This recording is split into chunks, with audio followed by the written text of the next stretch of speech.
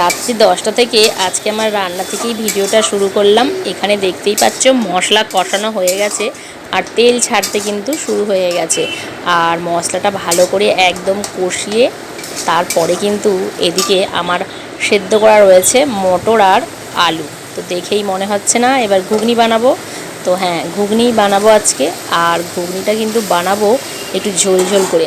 তো তার জন্য এক সাইডে একটু গরম জলও রেখেছি কুকারেতে।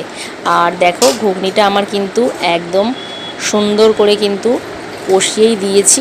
তো বেশি সময় লাগবে না, সেই জন্য জলটাও দিয়ে দিলাম। একটু টেলে ঝোল মতো করবো আর কি। আর এইদিকে আমার আগে থেকেই কিন্তু রেডি হয়ে গেছে রুটি। আর রুটিটা করে রেখেছি আগে থেকে, কারণ রুটিটা করে মেয়েকে একটু পড়াতে বসবো। তো যাই হোক, আমার রুটিটা আগে যেহেতু হয়ে গেছে একদম ঝামেলা ছাড়াই। আর এইদিকে ঘুগনিটাও কিন্তু আমার বেশ ভালো মতো হয়েই কিন্তু ফুটে গেছে। তো এরপরে তোমরা একটু গরম মশলাও দিতে পারো। তো আমি তো আর কিছু দেবই না, একদম সিম্পল ঘুগনি বানাচ্ছি। আর এরকম টেলে ঘুগনি খেতে কার কার ভালো লাগে অবশ্যই কমেন্ট করে জানিও। আমার তো ভীষণ